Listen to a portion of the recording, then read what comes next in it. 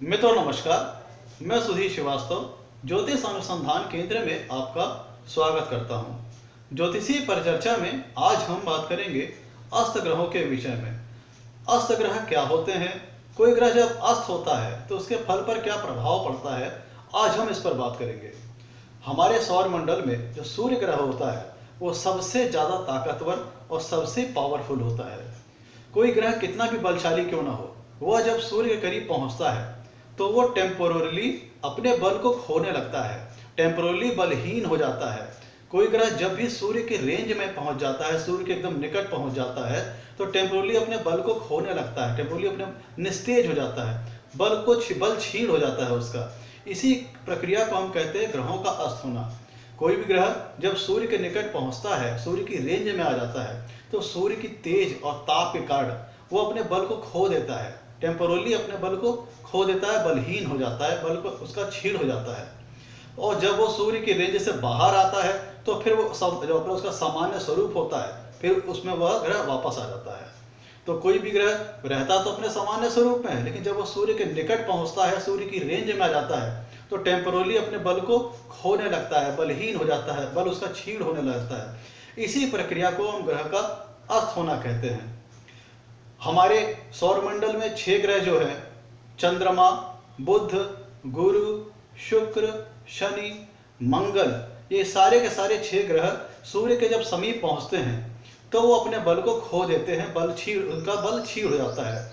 तो जब वो उनका बल क्षीण हो जाता है तो कुंडली में जैसी उनकी स्थिति रहती है, जो उनका प्रभाव रहता है, जैसे वो उनकी शुभाशुभ स्थिति रहती है, जो उनको फल देना रहता है, लेकिन वो टेम्पोरली सूर्य के तेज और ताप के कारण निस्तेज हो जाते हैं, बलहीन हो जाते हैं, बल उनका क्षीण हो जाता है। इस कारण वो अपना जो सामान्य फल वो देते, वो फल वो नहीं दे पाते हैं, क्योंकि वो बलहीन हो चुके होते हैं, उनका बल कम हो चुका होता है। वो सूर्य की रेंज में, सूर्य के समीप पहुंचने के कारण, सूर्य की तेज और ताप के कारण अपने टेम्पोरली अपने बल को खो देते हैं, बल उनका क्षीण हो जाता है। तो जिस प्रकार जिस सामान्य अवस्था में वो कुंडली में रहते हैं, जो सामान्य उनकी शक्ति रहती है, जिस शुभाशुभ स्थिति के अनुसार उनकी कुंडली में जो शक्ति रहती है, वो क्षीण हो जाती है, कमजोर हो जाती है। तो कमजोर हो जाने के कारण, क्षीण हो जाने के कारण, जिस सामान्य शक्ति से वो कुंडली को प्रभावित करते अपने फलों को, वो अब नहीं कर पाएंगे। क्यों? क्योंकि टेम्पोरली अपने बल को वो खो चुके हैं। सूर्य के निकट पहुंच जाने के कारण वो टेम्पोरली अपने बल को खो देते हैं। तो चाहे वो कुंडली में शुभ स्थिति में हो, चाहे वो अशुभ स्थिति में हो, वो अपना पूर्ण फल नहीं दे पाएंगे। क्यों? क्योंकि वो अपने सामान्य अवस्था से अब कमजोर हो चुके होते हैं, क्षीण हो चुके होते हैं, वो बलहीन हो चुके होते हैं टेम्पोरली। तो वो अपना 100% फल जो उनको देना रहता है कुंडली में सामान्य तौर पर, वो नहीं दे पाएंगे। हमारे 6 के 6 ग्रह, जिसमें चंद्रमा, बुध, गुरु, शुक्र, शनि, मंगल, ये सारे के सारे ग्रह जब सूर्य के निकट पहुंचते हैं तो वो अपने बल को खोने लगते हैं। राहु और केतु छाया ग्रह हैं, इसलिए वो अस्त नहीं होते हैं। चंद्रमा, शुक्र, बुध, गुरु, शनि, मंगल, ये 6 के 6 ग्रह एक निश्चित दूरी पर, मतलब जब वो एक निश्चित डिग्री के आधार पर, जो निश्चित डिग्री का फासला उनके सूर्य के बीच में जब रह जाता है, जब वो उससे भी कम फासले में सूर्य से आते हैं, तब वो ग्रह अस्त होने लगते हैं। कहने का मतलब ये है कि जब इन ग्रहों की, हर एक ग्रह की कुछ निश्चित डिग्री की दूरी है सूर्य से, जब वह उस दूरी से कम फासले में आने लगते हैं सूर्य से, तब फिर वो ग्रह अस्त हो जाते हैं। ध्यान दीजिएगा, हर एक ग्रह की सूर्य से अपना कुछ एक निश्चित दायरा है, निश्चित फासला है। जब ये जो उनका फासला होता है वो डिग्री में नापा जाता है। हर एक ग्रह का जो सूर्य से जो फासला है वो हम डिग्री में नापते हैं। जब कोई ग्रह, हर एक ग्रह की अपनी एक निश्चित दूरी है जिन्हें हम डिग्री में नापते हैं, जब उनका फासला उस निश्चित दूरी से भी कम होने लगता है, तब वो सूर्य के तेज और ताप और प्रभाव के कारण अपने बल को खोने लगते हैं, उनका बल क्षीण होने लगता है। तो हर एक ग्रह का अपना एक निश्चित फासला है, जिस फासले से जब वो और भी करीब जाने लगते हैं सूर्य के, उस निश्चित फासले से और भी करीब जाने लगते हैं सूर्य के, तो धीरे धीरे अपने बल को खोते जाते हैं। जैसे जैसे सूर्य के निकट जाते जाएंगे, उनका बल क्षीण होता चला जाएगा, और सूर्य के जितने ज्यादा निकट हो जाएंगे उतना ही उनका बल क्षीण हो जाएगा। और जो उनकी निश्चित दूरी का फासला है, जब उस फासले से, सूर्य से जितने फासले की निश्चित दूरी उनके बीच होनी चाहिए, जब उससे वो दूर हो जाते हैं, तब फिर वो अपने सामान्य अवस्था में वापस आ जाते हैं। तो ये हर एक ग्रह का एक निश्चित फासला होता है सूर्य से। जब उस फासले से भी कम दूरी पर सूर्य के करीब पहुंच जाते हैं तब वो अपने बल को खोने लगते हैं, टेम्पोरली अपने बल को लॉस करने लगते हैं। तो मैं अब आपको बताता हूं कि हर एक ग्रह का सूर्य से निश्चित फासला कितना है कि जब वो उस फासले से भी कम दूरी पर सूर्य के करीब पहुंच जाते हैं तो उनका बल खोने लगता है। ध्यान दीजिएगा, चंद्रमा जब सूर्य के पहले 12 अंश पे हो या सूर्य के आगे 12 अंश तक हो, मतलब जब चंद्रमा सूर्य के 12 अंश के करीब पहुंचता है, 12 अंश की दूरी पर जब उसके करीब पहुंचता है, जब उसे चंद्रमा जब सूर्य के करीब जा रहा होता है और जब वो 12 डिग्री जो चंद्रमा की और सूर्य के बीच की जो दूरी है, जब वो 12 डिग्री से कम होने लगती है तब चंद्रमा धीरे धीरे अपने प्रभाव को, अपने बल को खोने लगता है, टेम्पोरली अपने बल को खोने लगता है। और जब चंद्रमा सूर्य से दूर जाने लगता है, चंद्रमा जब सूर्य से दूर जाने लगता है तो जब तक वो 12 डिग्री के अंदर रहता है, जब चंद्रमा सूर्य से दूर जा रहा होता है और सूर्य से वो 12 डिग्री से कम रहता है तब तक वो अस्त रहता है। और जब चंद्रमा सूर्य से 12 डिग्री आगे निकल जाता है तब फिर वो अपने सामान्य अवस्था में वापस लौट आता है। ध्यान दीजिएगा, चंद्रमा ग्रह जब सूर्य के करीब जा रहा होता है तो जब चंद्रमा और सूर्य के बीच का जो फासला है वो जब 12 डिग्री से कम होने लगता है तब चंद्रमा अपना प्रभाव, अपना बल खोने लगता है। और फिर चंद्रमा जब सूर्य से उसको क्रॉस करके जब दूर जाने लगता है तो जब तक वो 12 डिग्री तक नहीं पहुंच जाता है, सूर्य से जब तक चंद्रमा की दूरी 12 डिग्री तक की नहीं, सूर्य से चंद्रमा की दूरी जब तक 12 डिग्री की नहीं रहती है तब तक चंद्रमा अस्त रहता है। और फिर जब सूर्य और चंद्र के बीच फासला 12 डिग्री से ज्यादा हो जाता है तब चंद्रमा अपनी सामान्य अवस्था में वापस लौट आता है। मंगल की बात करें तो मंगल जब सूर्य की ओर पहुंच रहा होता है, जब सूर्य के करीब पहुंच रहा होता है तो जब मंगल और सूर्य का जो फासला होता है वो जब 17 डिग्री से कम होने लगता है तब मंगल अपने बल को, अपने प्रभाव को खोने लगता है, उसका बल क्षीण होने लगता है। और फिर जब मंगल सूर्य को क्रॉस करके इसी प्रकार जब वो 17 डिग्री तक जब तक आगे नहीं पहुंच जाता है तब तक मंगल अस्त रहता है। मंगल, ध्यान दीजिएगा, जब मंगल सूर्य के करीब जा रहा होता है तो मंगल और सूर्य के बीच का जो फासला है जब वो 17 डिग्री से कम होने लगता है तब मंगल ग्रह अस्त होने लगता है और मंगल टेम्पोरली अपने बल को खोने लगता है, उसका बल क्षीण होने लगता है। और जब मंगल सूर्य को क्रॉस करके जब तक वो 17 डिग्री के अंदर रहता है तब तक मंगल अस्त रहेगा और जब 17 डिग्री के ऊपर निकल जाएगा तब मंगल अपने सामान्य अवस्था में वापस लौट आएगा। उसी प्रकार हम बुध ग्रह की बात करें तो बुध ग्रह जब होता है, देखिए बुध की जो अस्त होने की स्थिति रहेगी वो उसके मार्गी और वक्री होने पर निर्भर करेगी। जो बुध ग्रह की सूर्य से बीच में जो उसका फासला है वह उसके मार्गी और वक्री होने पर निश्चित करेगा। अगर बुध मार्गी है तब बुध जब सूर्य की ओर जा रहा हो और बुध और सूर्य के बीच का फासला जब तक 14 डिग्री के बाहर का है तब तक बुध सामान्य अवस्था में है। और जब बुध सूर्य के करीब जब जा रहा हो और उन दो सूर्य और बुध के बीच का जो फासला है वह 14 डिग्री से कम होने लगे मार्गी अवस्था में, तब बुध ग्रह अस्त हो जाता है और अपने बल को धीरे धीरे टेम्पोरली खोने लगता है।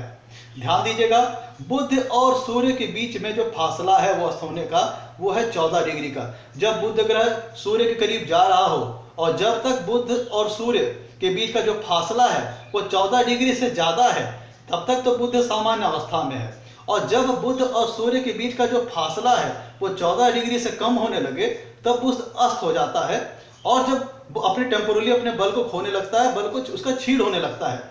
जब बुध सूर्य की ओर जा रहा हो और दोनों के बीच में जब फासला 14 डिग्री से कम होने लगे तब बुध ग्रह अस्त हो जाता है। और फिर उसी प्रकार जब बुध सूर्य को क्रॉस करेगा और जब बुध सूर्य को क्रॉस करके जब आगे जाएगा उसी प्रकार जब तक वो 14 डिग्री तक नहीं पहुंच जाता है तब तक बुध ग्रह कुंडली में अस्त रहेगा। ध्यान दीजिएगा, पहले बुध सूर्य की ओर जा रहा है, जब बुध सूर्य की ओर जा रहा है तो जब तक ये फासला सूर्य और बुध का 14 डिग्री से ज्यादा है तो उस अवस्था में बुध ग्रह समान अवस्था का रहेगा।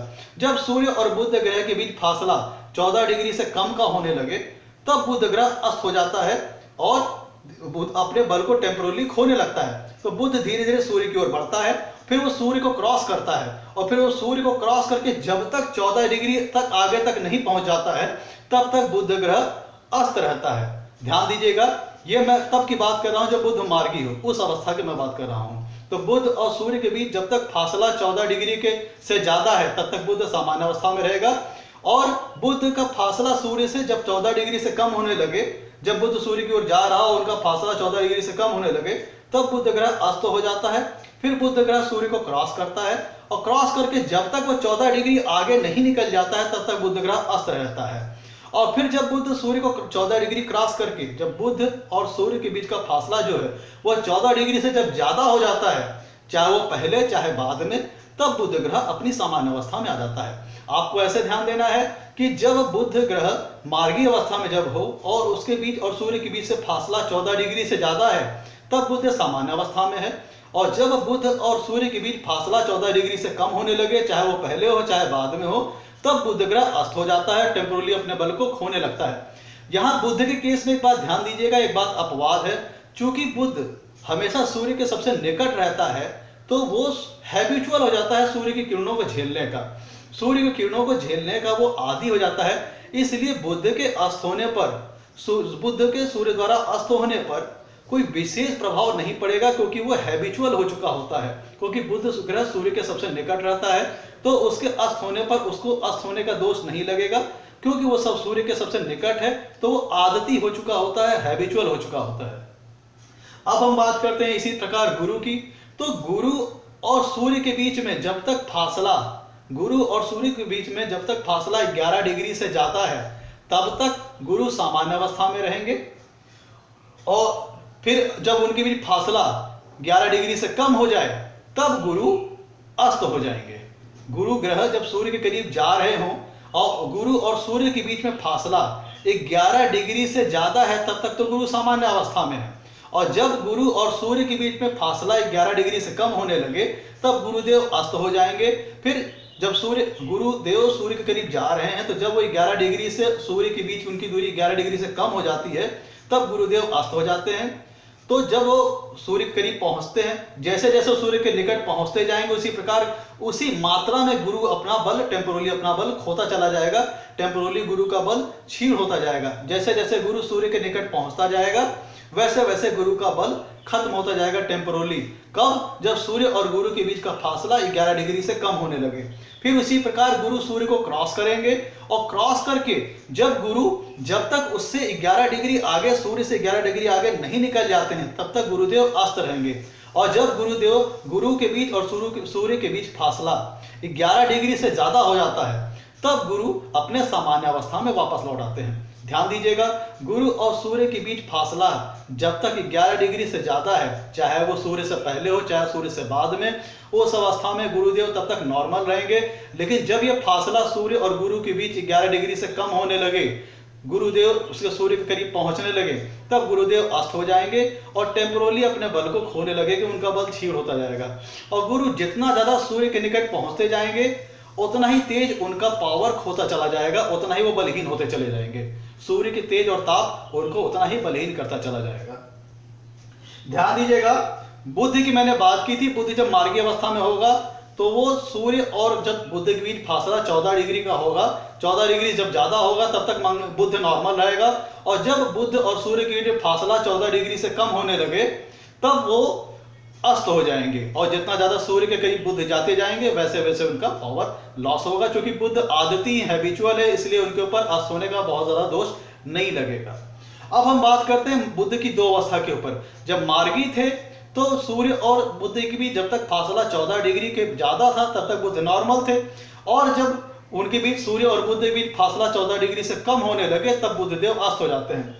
लेकिन जब हम बात करते हैं बुध की वक्र अवस्था में, बुध की हम वक्र अवस्था में बात करें, तो चूंकि वक्र होने का बुध को और पावर मिल जाती है, तो उस अवस्था में थोड़ा देर वो अपने आप को और बालों को अपने बनाए रखते हैं। इस कारण जब वो बुध वक्री हो और सूर्य के से बीच उनका फासला, ध्यान दीजिएगा, जब बुध वक्री हो और सूर्य से बुध का फासला 12 अंश से ज्यादा हो, तब बुध नॉर्मल होंगे। और जब सूर्य और बुध के बीच का फासला 12 डिग्री से कम होने लगे, तब बुधदेव अस्त हो जाएंगे। ध्यान दीजिएगा, ये वक्र अवस्था की मैं बात कर रहा हूं। जब सूर्य और बुध के बीच का फासला जो है, चाहे बुध पहले हो सूर्य से, चाहे सूर्य से आगे हो, लेकिन जब उनका सूर्य से जो फासला होगा वो 12 अंश से कम होगा, तब बुधदेव अस्त होंगे। और जब सूर्य और बुध के बीच का फासला 12 अंश से ज्यादा होगा, तब बुध अपनी नॉर्मल अवस्था में वापस लौट आएंगे। और जब सूर्य और बुध के बीच का फासला 12 अंश से कम होने लगेगा, तब बुध अपने बल को टेम्पोरली खोते जाएंगे। और बुध सूर्य के निकट जितना ज्यादा जाएगा, उतना तेजी से वो अपना बल टेम्पोरली खोता जाएगा। ध्यान दीजिएगा, ये बुध की वक्र अवस्था की बात कर रहा हूं। अब आगे आते हैं, अब हम शुक्र की बात करते हैं। तो जिस प्रकार हमने बुध की चर्चा की मार्गी और वक्र अवस्था में दो कंडीशन में बात की, उसी प्रकार हम शुक्र की बात करेंगे दो कंडीशन पर, एक मार्गी अवस्था में, एक वक्र अवस्था में। जब सूर्य और शुक्र का फासला 10 अंश से ज्यादा हो, मार्गी अवस्था की बात कर रहा हूं, ध्यान दीजिएगा, मैं शुक्र की मार्गी अवस्था की बात कर रहा हूं कि जब सूर्य और शुक्र का फासला 10 डिग्री से ज्यादा हो, तब शुक्र तब तक नॉर्मल रहते हैं, सामान्य अवस्था में रहते हैं। लेकिन जब फासला सूर्य और शुक्र के बीच में 10 डिग्री से कम होने लगे, शुक्र या चाहे पहले हो, शुक्र सूर्यदेव चाहे पहले हो, चाहे सूर्यदेव के बाद में हो, लेकिन जब उनका फासला सूर्य और शुक्र के बीच में 10 डिग्री से कम होने लगे मार्गी अवस्था में, तब शुक्रदेव ग्रह अस्त हो जाते हैं। और जितना ज्यादा वो सूर्य के निकट चले जाते हैं, उतना ही अपने बल को वो खोते चले जाते हैं टेम्पोरली, उनका बल टेम्पोरली क्षीण होता जाता है। और जब हम शुक्र की वक्र अवस्था की बात करते हैं, ध्यान दीजिएगा, जैसे हमने जिस प्रकार हमने बुध की बात की थी, वहां पे भी हमने दो अवस्थाओं की बात की थी, एक मार्गी अवस्था की, एक वक्री अवस्था की। इसी प्रकार हम शुक्र की बात करेंगे दो अवस्था में, एक मार्गी अवस्था शुक्र की, एक वक्री अवस्था। तो शुक्र जब मार्गी है, तो उस कंडीशन में सूर्य और शुक्र के बीच का जो फासला है, जब वो 10 डिग्री से ज्यादा है, तब तक तो शुक्र नॉर्मल है, सामान्य अवस्था में है। और जब शुक्र और सूर्य के बीच का जो फासला है वो 10 डिग्री से कम होने लगे, तब शुक्र अपने बल को खोने लगते हैं। वो जितना ज्यादा सूर्य के निकट जाएंगे, उतना ज्यादा वो अपने बल को खोने लगेंगे। और जब शुक्र अस्त होंगे, और जब शुक्र वक्र होंगे, ध्यान दीजिएगा, जब शुक्र वक्र होंगे, तब उस दशा में उनकी थोड़ी पावर और बढ़ जाएगी। तब उस दशा में वो सूर्य और शुक्र का फासला जब तक 8 अंश से ज्यादा है, ध्यान दीजिएगा, मैं शुक्र की वक्र अवस्था की बात कर रहा हूं, जब सूर्य और शुक्र का जो बीच का फासला है, जब वो 8 अंश से ज्यादा है, तो उस अवस्था में शुक्र नॉर्मल रहेंगे, सामान्य अवस्था में रहेंगे। लेकिन जब सूर्य और शुक्र के बीच का फासला 8 अंश से कम हो जाए, 8 अंश से कम होने लगे, तब शुक्र ग्रह अस्त हो जाएंगे। और जितना ज्यादा सूर्य के निकट जाते जाएंगे, अपने बल को उतना ही ज्यादा खोते चले जाएंगे, उतना ही ज्यादा उनका बल क्षीण होता चला जाएगा।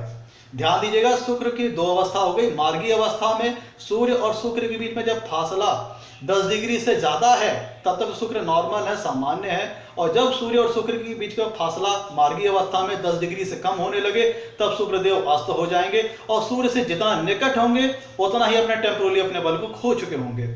और शुक्र की वक्र अवस्था की बात करें, तो शुक्र और सूर्य के बीच में जब तक फासला 8 डिग्री से ज्यादा है, तब तक शुक्र नॉर्मल है। और जब सूर्य और शुक्र के बीच फासला 8 डिग्री से कम होने लगे, तो तब उस दशा में शुक्र अस्त हो जाएंगे वक्र अवस्था में। और जितना ज्यादा सूर्य के निकट जाएंगे, उतना ही ज्यादा अपने बल को खोते चले जाएंगे। अब हम बात करते हैं शनि की। तो शनि ग्रह सूर्य के चाहे पहले हो चाहे बाद में हो, सूर्य से जब शनि का फासला 15 अंश से ज्यादा है, सूर्य और शनि के बीच में दूरी का जो फासला है वो 15 अंश से ज्यादा है, तब तक शनि ग्रह नॉर्मल रहेंगे, सामान्य अवस्था में रहेंगे। और जब सूर्य और शनि का फासला जो उनके बीच की दूरी है वो 15 अंश से कम होने लग जाए, तब शनि ग्रह अस्त हो जाते हैं। और जितना ज्यादा सूर्य के निकट जाते जाएंगे, टेम्पोरली उतना ही अपने बल को वो खोते चले जाएंगे।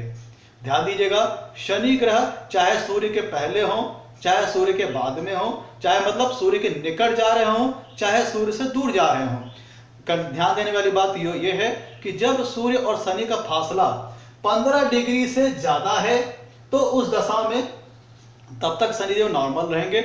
और जब शनि और सूर्य के बीच का जो फासला है वह 15 डिग्री से कम हो जाए, कम होने लगे, तो फिर शनिदेव ग्रह अस्त हो जाएंगे। और शनि जितना सूर्य के निकट जाते जाएंगे, उतना ही ज्यादा वो अपने बल को खोते जाएंगे, उतना ज्यादा बल उनका टेम्पोरली क्षीण होता चला जाएगा।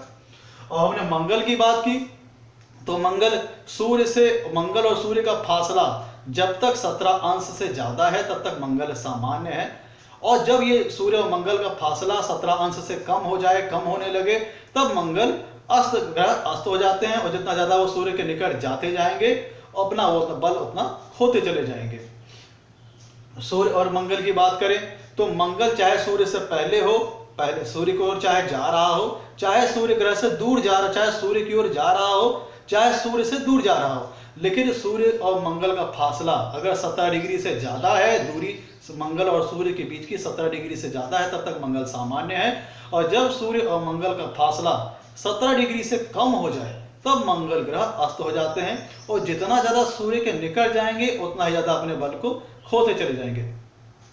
ध्यान दीजिएगा, सूर्य ही एकमात्र ऐसा ग्रह है जिसके पास इतनी पावर है कि सभी ग्रह को वो अस्त करता है। कोई ऐसा ग्रह नहीं है जो सूर्य को अस्त करे। सूर्य सबसे ज्यादा पावरफुल ग्रह है, इसलिए उसके पास इतना तेज है, इतना ताप है कि जब कोई ग्रह सूर्य की रेंज में आता है, सूर्य के निकट पहुंच जाता है, तो सूर्य अपने तेज और ताप से उस ग्रह के बल को टेम्पोरली छीड़ कर देते हैं, टेम्पोरली उसको निस्तेज कर देते हैं।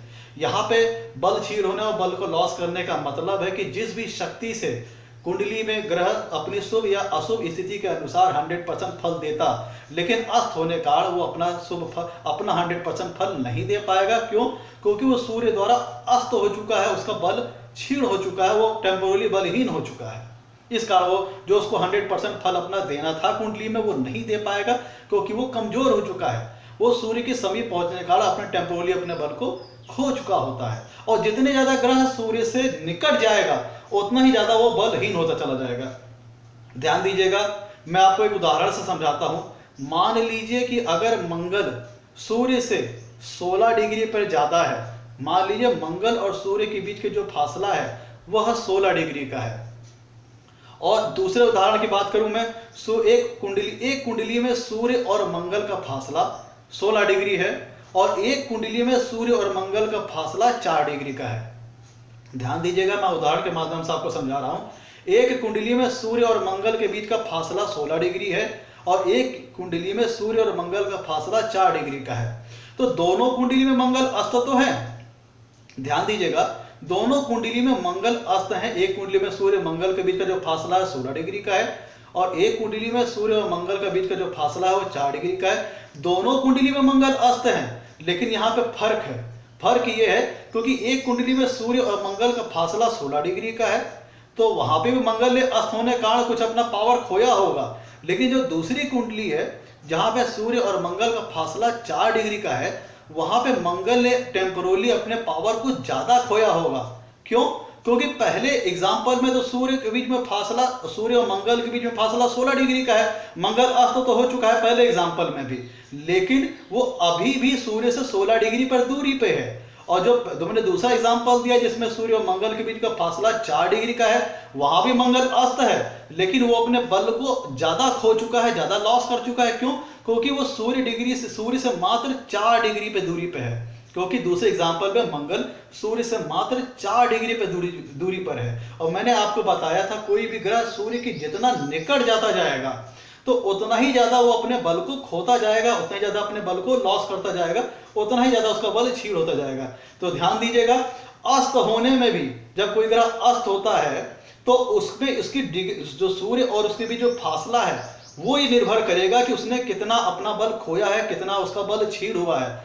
कोई ग्रह जो सूर्य से 10 डिग्री पे है और कोई ग्रह जो सूर्य से 2 डिग्री पे है, दोनों के बल में अंतर रहेगा, क्योंकि जो सूर्य से 10 डिग्री पे है सूर्य उसको भी अस्त कर रहा है, लेकिन वो उसमें अभी कुछ पावर बची होगी, और जो सूर्य से 2 डिग्री पे है वो उसने अपने पावर को ज्यादा खो दिया होगा, ज्यादा लॉस हुआ होगा, क्योंकि वो एकदम सूर्य के निकट पहुंच चुका है, मात्र 2 डिग्री की दूरी पे है। और मैंने आपको बताया जो ग्रह सूर्य से जितना निकट जाता जाएगा वो उसी अनुपात में अपने बल को खोता जाएगा, उसी अनुपात में उसका बल क्षीण होता चला जाएगा। अब मैं एक उदाहरण से आपको समझाता हूं। ध्यान दीजिएगा, यहाँ पे ये जरूरी नहीं है कि सूर्य और दूसरा ग्रह एक ही भाव में हो, यहाँ पे जरूरी नहीं है। जो ग्रह अस्त हो रहा हो सूर्य से, वो हो सकता है सूर्य से एक भाव पहले भी हो सकता है, या हो सकता है उससे सूर्य से एक भाव आगे भी हो सकता है।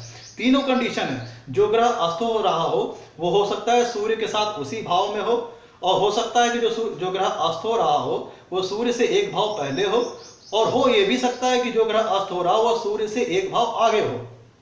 अब मैं आपको एग्जांपल से समझाता हूं। मान लीजिए कि लग्न में, यहाँ पे कर्क लग्न के मैंने आपको उदाहरण प्रस्तुत किया है। लग्न पे यहाँ पे सूर्य 25 डिग्री का है, सूर्य यहाँ पे 25 डिग्री का है और चंद्रमा दूसरे भाव में बैठा हुआ है 5 डिग्री का। सूर्य लग्न में बैठा हुआ है 25 डिग्री का और चंद्रमा दूसरे भाव में बैठा हुआ है 5 डिग्री का। तो अब हम देखें दोनों के बीच में फासला कितना है। तो सूर्य अगर 25 डिग्री पे है तो पहले तो अपने भाव के 5 डिग्री को कंप्लीट करेगा। तो अपने भाव के 5 डिग्री कंप्लीट करेगा तो 5 ये, जब 25 से 5 कंप्लीट करेगा तब पहुंचेगा 30, और फिर 5 डिग्री आगे, जब 5 डिग्री आगे चलेगा तब वो चंद्रमा तक पहुंचेगा। तो यहाँ पे सूर्य के बीच में और चंद्रमा के बीच में 10 डिग्री का फासला है। यहाँ पे मैंने आपको बताया था जरूरी नहीं है कि जो ग्रह अस्त हो वो सूर्य के साथ उसी भाव में हो। जो ग्रह अस्त हो रहा हो वो हो सकता है सूर्य जिस भाव में हो उससे एक भाव पहले हो सकता है, या सूर्य जिस भाव में हो उस भाव में उसी के साथ हो सकता है, या ये भी हो सकता है कि जो ग्रह अस्त हो रहा हो सूर्य से एक भाव आगे हो।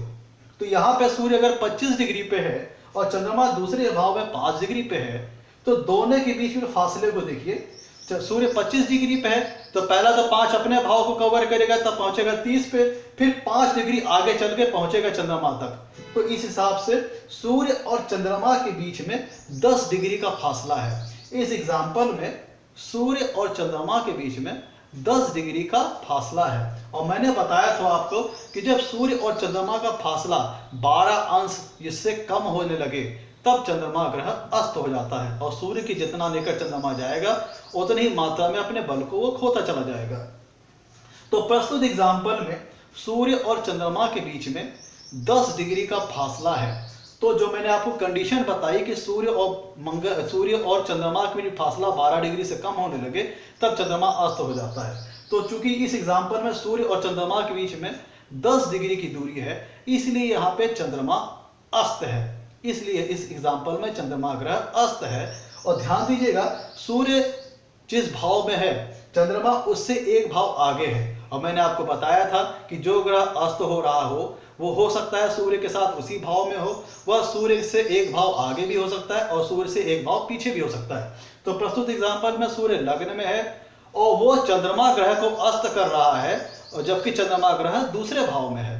चंद्रमा ग्रह दूसरे भाव में है तो भी सूर्य ग्रह उसको अस्त कर रहा है, क्योंकि दोनों के बीच में जो फासला है, जो महत्वपूर्ण चीज होगी वो दोनों के बीच का जो फासला होगा वो महत्वपूर्ण चीज होगी। और सूर्य और चंद्रमा के बीच में जो इस एग्जाम्पल में फासला है वो है 10 डिग्री का। तो जो मैंने आपको कंडीशन बताई थी, अगर सूर्य और चंद्रमा के बीच फासला 12 अंश से कम होने लगे तब वह ग्रह अस्त हो जाता है। अब हम दूसरा एग्जाम्पल देखते हैं। दूसरा एग्जाम्पल एक देखिए, मान लीजिए सूर्य अगर चौथे भाव में है, सूर्य अगर चौथे भाव में 10 डिग्री पे है। एक एग्जाम्पल मान लीजिए कि सूर्य अगर चौथे भाव में 10 डिग्री पे है और बुध उसी भाव में 21 डिग्री पे है। मान लीजिए कि सूर्य चौथे भाव में 10 डिग्री पे है और बुध उसी भाव में 21 डिग्री पे है। तो दोनों के बीच का हम फासला देखें तो दोनों के बीच में जो फासला है वो है 11 डिग्री का। एक एग्जाम्पल की बात करें तो सूर्य और बुध के बीच का जो फासला है वो 11 डिग्री का। और मैंने बताया था आपको जब सूर्य बुध मार्गी हो तो उस अवस्था में जब सूर्य और बुध के बीच का जो फासला है वह 14 अंश से कम होने लगे तब बुध ग्रह अस्त हो जाता है। और बुध ग्रह सूर्य के जितना निकट जाएगा उतना वो अपने ऊपर पावर लॉस करेगा। लेकिन चूंकि बुध सूर्य से सबसे निकट ग्रह है इसलिए वो हैबिचुअल है, आदती है सूर्य के तेज को झेलने का, इसलिए बुध ग्रह के ऊपर अस्त होने पर उतना दोष नहीं लगता है। तो सूर्य और बुध के बीच में यहाँ फासला 11 डिग्री का है। और जबकि मैंने बताया था आपको सूर्य और बुध के बीच फासला जब 14 डिग्री से ज्यादा है मार्गीय अवस्था में तब तक तो बुध सामान्य है, और जब 14 सूर्य और बुध के बीच फासला 14 डिग्री से कम होने लगे तब बुध ग्रह अस्त हो जाते हैं। और इस एग्जाम्पल में सूर्य और बुध के बीच जो फासला है वो है 11 डिग्री का। तो चूंकि वो जो कंडीशन है अस्त होने की उसको पूरी कर रहे हैं इसलिए इस एग्जाम्पल में बुध ग्रह अस्त है। अब आइए मैं तीसरे एग्जाम्पल को आपको समझाता हूं कि मान लीजिए सप्तम भाव में कुंडली के 7वें भाव में सूर्य 13 डिग्री पे है। मान लीजिए सूर्य कुंडली में 7वें भाव में 13 डिग्री पे है और छठे भाव में मंगल छठे भाव में 28 डिग्री पे है। छठे भाव में जो मंगल है 28 डिग्री पे है और 7वें भाव में सूर्य जो है वो 7वें भाव में जो सूर्य है वो 13 डिग्री पे है। तो दोनों के बीच का फासला देखें तो मंगल पहले 2 डिग्री चलेगा अपने भाव में, तब होगा 30 का, फिर 13 इधर। तो सूर्य और मंगल का इस एग्जाम्पल में ध्यान दीजिएगा, इस एग्जाम्पल में सूर्य और मंगल के बीच में जो फासला है, जो दूरी है, वो 15 डिग्री की है। इस एग्जाम्पल में सूर्य जो छठा और 7वें भाव का जो एग्जाम्पल है, मंगल छठे भाव में 28 डिग्री पे है और सूर्य 7वें भाव पर 13 डिग्री में है। तो सूर्य और मंगल के बीच की जो दूरी है, जो फासला है, वो है 15 डिग्री का। और मैंने कंडीशन आपको बताई थी कि जब सूर्य और मंगल के बीच का जो फासला है 17 डिग्री से ज्यादा है, तब तक तो मंगल सामान्य है, नॉर्मल अवस्था में है। और जब सूर्य और मंगल के बीच का जो फासला है वो 17 डिग्री से कम होने लगे, तब मंगल ग्रह अस्त हो जाते हैं। और मंगल ग्रह सूर्य के जितना निकट जाते जाएंगे, उतनी ही मात्रा में वो अपने बल को, उसी अनुपात में अपने बल को खोते चले जाएंगे, बलहीन होते चले जाएंगे। अब ध्यान दीजिएगा, इस एग्जाम्पल में मंगल सूर्य से 1 भाव पहले है, इसलिए ये जरूरी नहीं कि जो ग्रह अस्त हो रहा हो वो उसी भाव में सूर्य के साथ हो। जो ग्रह अस्त हो रहा हो वो सूर्य से 1 भाव पहले भी हो सकता है, उसी भाव में भी हो सकता है, या सूर्य से 1 भाव आगे भी हो सकता है। क्योंकि मैंने आपको बताया था जो हमारा भचक्र होता है, जो हमारा ब्रह्मांड होता है, ये इसको एक सर्किल माना गया था 360 डिग्री का। इसको एक सर्किल माना गया था 360 डिग्री का, और इस सर्किल के 12 विभाजन हुए थे, 12 डिवीजन हुए थे, और हर एक डिवीजन लगभग बराबर 30 डिग्री का, हर एक डिवीजन लगभग बराबर 30 डिग्री का, जिन्हें हम राशि कहते हैं। तो यहाँ पे तो हमने देखा कि हमारा भचक्र का डिवीजन हो गया 12, जिन्हें हम राशि कहते हैं। लेकिन सूर्य राशि, यहाँ तो पहला उसकी राशि में स्थिति हम देखेंगे डिग्री पे, जो सूर्य जहाँ पे स्थित है उस राशि में तो उसकी स्थिति देखते हैं। लेकिन जब हम उसको पूरे सर्किल को ऑन द होल देखेंगे तो सूर्य किसी डिग्री पे बैठा होगा, तो उससे हम उस दूसरे ग्रह का फासला चेक करेंगे। तो मैंने आपको बताया जो ग्रह अस्त हो वो हो सकता है सूर्य से 1 भाव पहले भी हो सकता है, सूर्य के साथ उस भाव में भी हो सकता है, या हो सकता है कि सूर्य से वो 1 भाव आगे भी हो सकता है। हमें महत्वपूर्ण, जो इंपॉर्टेंट बात है, जो महत्वपूर्ण है, वो ये देखना होगा कि सूर्य और उस ग्रह के बीच फासला कितना है। अगर जो फासला मैंने ऊपर आपको बता रखा है, जो दूरी मैंने आपको बता रखी है डिग्री के माध्यम में, अगर वो फासला उन ग्रहों के बीच में कम होने लगे, जो हमने ऊपर कंडीशन बताई है कि हर एक ग्रह की अपने सूर्य से कुछ निश्चित दूरी है, जब दोनों के बीच में जो दूरियां उतनी डिग्री से कम होने लगे, तब वह निश्चित ग्रह अस्त हो जाता है। हर एक 6 ग्रह की अपनी कुछ निश्चित दूरी है, सूर्य के बीच उनका कुछ फासला है। जब सूर्य से उनका वो फासला उतनी डिग्री से कम होने लगे, तब वह ग्रह अस्त हो जाते हैं, और सूर्य से जितना वो निकट जाते जाएंगे उसी अनुपात में वो टेम्पोरली अपने बल को खोते जाएंगे। और जब उनका ये फासला पूरा हो जाता है, जब उस फासले से वो दूर हो जाते हैं, तब फिर वो अपने सामान्य अवस्था में लौट आते हैं। अब जो ग्रह अपने पावर को लॉस कर चुका होगा, तो चूंकि वो सूर्य के रेंज में आने के कारण, सूर्य के समीप पहुंचने के कारण अपने बल को खो देता है, तो जो 100% फल उसको देना था कुंडली में अपनी शुभ और अशुभ स्थिति के अनुसार, वो नहीं दे पाएगा। क्यों? क्योंकि टेम्पोरली वो अपनी ताकत को खो चुका होता है, टेम्पोरली उसका बल लॉस हो चुका होता है सूर्य के समीप पहुंचने के कारण। तो हमें ये देखना होगा कि अगर हमारा कोई शुभ ग्रह, जो कुंडली का योग कारक ग्रह हो, जो कुंडली में शुभ फल देने वाला ग्रह हो, अगर वो अस्त हुआ है, ध्यान दीजिएगा, अगर कुंडली में कोई शुभ फल देने वाला ग्रह या कोई योग कारक ग्रह अस्त हुआ हो, तो उसका कमजोर होना हमारे लिए एक नेगेटिव पॉइंट है, माइनस पॉइंट है। तो उसको स्ट्रॉन्ग करने के लिए हम रत्न धारण करेंगे। ध्यान दीजिएगा, जो कोई ग्रह कुंडली में शुभ फल देने वाला हो या योग कारक ग्रह हो, जो हमारे लिए शुभ स्थिति में हो, शुभ फल देने वाला हो, वो और शुभ भाव में जो ग्रह बैठा हो, जो हमारे लिए शुभ फलदायक हो, अगर वह ग्रह अस्त होता है तो वो हमारे लिए एक माइनस पॉइंट है। तो उसको स्ट्रॉन्ग करने के लिए हमें उस ग्रह से संबंधित रत्न धारण करना होगा। और कोई ग्रह जो कि कुंडली में अशुभ फल देने वाला है, मारक है, दिक्कत पहुंचाने वाला है, कष्ट देने वाला है, वह ग्रह अगर अस्त हुआ है तो हमारे लिए एक प्लस पॉइंट है। अगर कोई कुंडली में जो अशुभ फल देने वाला ग्रह है, वह ग्रह अगर अस्त हुआ है तो हमारे लिए एक प्लस पॉइंट है। क्यों?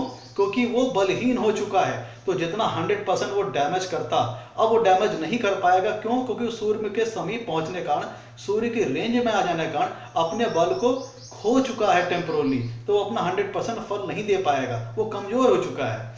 तो ऐसी दशा में उस ग्रह का हम मंत्र का जाप करेंगे, ताकि उस ग्रह में बल तो आए, साथ में उसकी अशुभता दूर हो जाए। ध्यान दीजिएगा, अगर कोई ग्रह हमारे लिए फेवरेबल है, शुभ फलदायक है, और वो अगर कुंडली में अस्त हो रहा है, तो वो हमारे लिए एक माइनस पॉइंट है। नकारात्मक चीज है तो उसको फल देने, उसको बल प्रदान करने के लिए हम रत्न धारण करेंगे।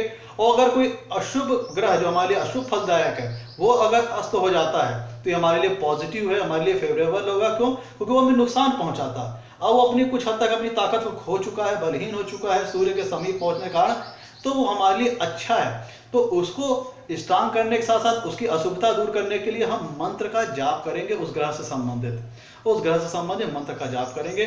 उस दशा में उस ग्रह का हम रत्न धारण नहीं करेंगे। अगर कोई ग्रह अशुभ है और वो अस्त हुआ है तो हमारे लिए पॉजिटिव पॉइंट है, उस दशा में उस ग्रह का हम रत्न धारण नहीं करेंगे, बल्कि उसका हम पूजा पाठ करके मंत्र जाप करके उसको स्ट्रांग करेंगे और उसकी अशुभता को दूर करेंगे। आज के लिए इतना ही मित्रों। आपसे कहना है मेरे वीडियो को लाइक करें और मेरे चैनल को सब्सक्राइब करें ताकि मेरे आगे आने वाली वीडियोस की आपको जानकारी मिल पाए। धन्यवाद।